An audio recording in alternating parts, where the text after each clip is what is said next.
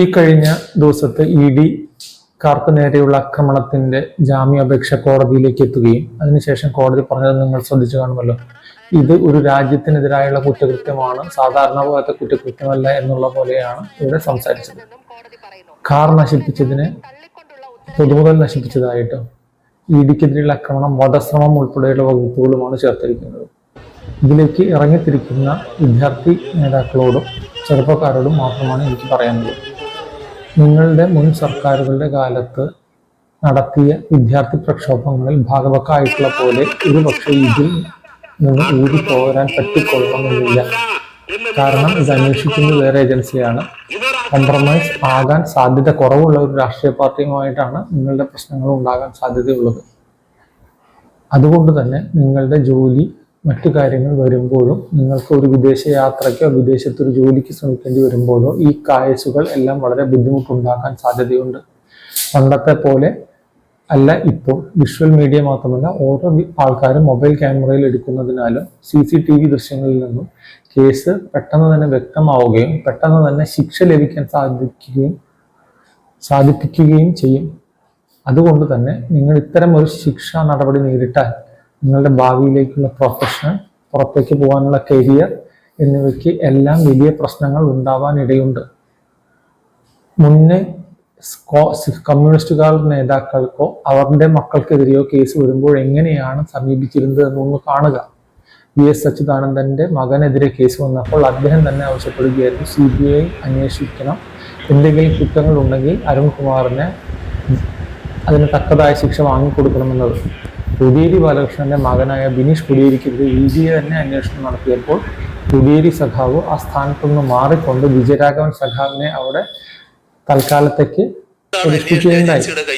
മാത്രമല്ല അദ്ദേഹം താൻ ഇതിൽ ഇടപെടുകയില്ലെന്നും ഇതിന്റെ കാര്യങ്ങളെല്ലാം തന്റെ മകൻ തന്നെ നേരിട്ട് കൊള്ളണമെന്നും ആവശ്യപ്പെടുകയാണ് ചെയ്തത്. കേസിന്റെ വഴിക്ക് പോകട്ടെ എന്ന് തന്നെയാണ് അന്ന് പിണറായി വിജയൻ റെയ്ഡിന്റെ സമയത്ത് പറഞ്ഞത് എന്നത് എല്ലാ മീഡിയാസും കാണിച്ചിട്ടുള്ളതാണ്. ഇവിടെ പിണറായി വിജയൻ കേസിൽ പ്രതിയേ അല്ല, മകൾ വീണ വിജയൻ നടത്തിയിട്ടുള്ള കമ്പനിക്കെതിരെയാണ് കേസ്. അതുകൊണ്ട് തന്നെ പിണറായി വിജയന് ഒരിക്കലും ജയിലിനകത്തേക്ക് പോകേണ്ടി വരുന്നില്ല. വീണ വിജയൻ ഈ കേസിൽ അകത്തേക്ക് അല്ലെങ്കിൽ ജയിലിലാകാനോ ശിക്ഷിക്കപ്പെടാനുള്ള സാധ്യത വളരെ കുറവാണ്. അവർക്ക് സ്വന്തമായി ഏതറ്റം വരെയും പോകാനുള്ള സാമ്പത്തിക ശേഷിയുണ്ട്. അതിനുള്ള സ്വാധീനം അവർക്കുണ്ട് എന്നതിനാൽ ഇത്തരം കാര്യങ്ങൾ സംഭവിക്കാനുള്ള സാധ്യത നിയർ ടു സീറോ ആണ്. എന്നാൽ അതുപോലെയല്ല ഒരു ആവേശത്തിന് കയറി ഇറങ്ങി പുറപ്പെട്ടുള്ള നിങ്ങളുടെ അവസ്ഥ. മിക്കവാറും എല്ലാവരും വിഷ്വൽ മീഡിയയിൽ വന്നതിനാൽ നിങ്ങൾ അകത്താവുകയും അതുപോലെ തന്നെ നിങ്ങൾക്കെതിരെ കാര്യമായ കുറ്റം ആരോപിക്കപ്പെടാനും തെളിയിക്കപ്പെടാനുമുള്ള സാധ്യത നിലനിൽക്കുന്നു. കേരളത്തിൽ ഇന്ന് ഒരു ജോലി ഏതാണ്ട് അസാധ്യമാണ്. മിക്കവാറും വിദേശത്തേക്കോ അല്ലെങ്കിൽ നോർത്തിലേക്കോ ജോലിക്ക് ആയി പോകേണ്ട ഒരവസ്ഥയാണ്.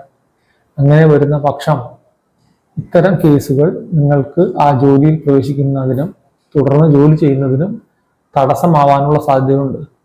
10-80 വർഷം മുന്നിലേക്ക് ജീവിക്കേണ്ടവരാണ് പലരും.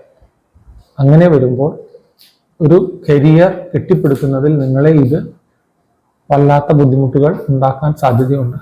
ഇത് മനസ്സിലാക്കിക്കൊണ്ട് നേതാക്കൾക്ക് വേണ്ടി ഇറങ്ങുമ്പോൾ അവനവന്റെ കാര്യം കൂടി നോക്കിക്കൊണ്ട് മാത്രം ഈ സമരാഭാസങ്ങളിൽ പങ്കെടുക്കുക. മുന്നത്തെ പോലെ കോംപ്രമൈസ് ആവാനുള്ള സാധ്യതകൾ കുറവാണെന്ന് മനസ്സിലാക്കുക. ഇനി പങ്കെടുക്കുകയാണെങ്കിലും ഇത്തരം മീഡിയയ്ക്ക് മുന്നിൽ പെട്ടുകൊണ്ട് എങ്ങനെയായാലും അകത്ത് പോകാനും ജാമ്യം ലഭിക്കാതിരിക്കാനുമുള്ള അവസ്ഥ ഉണ്ടാകാതിരിക്കാൻ ശ്രദ്ധിക്കുക. പലരുടെയും സാമ്പത്തിക സ്ഥിതി മോശമാണെന്ന് റിപ്പോർട്ടുകൾ വരുന്നുണ്ടായിരുന്നു. അതൊന്നും ഒരു പക്ഷെ കോടതി കണ്ടുകൊള്ളണമെന്നില്ല. ഇനി അഥവാ കോടതി കണ്ട് ചെറിയൊരു ശിക്ഷ വിധിച്ചാലും നിങ്ങളുടെ കരിയർ വലിയ ഒരു ദുർഘടസന്ധിയിലൂടെ കടന്നു പോകാൻ സാധ്യതയുള്ളതിനാൽ ഇത്തരം സമരങ്ങളിൽ നിന്ന് വിട്ടുനിന്ന് അവനവന്റെ കാര്യങ്ങൾ മാത്രം നോക്കി മുന്നോട്ട് പോകാനുള്ള ശ്രമം ഇനിയെങ്കിലും നിങ്ങളുടെ ഭാഗത്തുണ്ടാവുക. എൻ്റെ കൂടെ പഠിച്ചിരുന്ന ഒരു പ്രൊഫഷണൽ വിദ്യാർത്ഥിയായിരുന്ന ഒരു വ്യക്തിക്ക് വൈസ് ചാൻസലർക്കെതിരെയുള്ള അക്രമങ്ങളുടെ സമൻസ് വന്നുകൊണ്ടിരുന്നതിനാൽ എക്സാം എഴുതുന്നതിനും തുടർന്ന് ജോലി ലഭിക്കുന്നതിനും വിദേശത്ത് പോകേണ്ടതിനും എല്ലാം വളരെയേറെ ബുദ്ധിമുട്ടുണ്ടായതിൽ നിന്നുള്ള എക്സ്പീരിയൻസ് കൊണ്ടാണ് ഞാൻ ഇത്തരം കാര്യങ്ങൾ പറയുന്നത്. ഇത് ആർക്കെങ്കിലും ഉപകാരപ്രദമാകും എന്ന് കരുതിക്കൊണ്ട് ഞാൻ എൻ്റെ വാക്കുകൾ നിർത്തുകയാണ്. നന്ദി, നമസ്കാരം.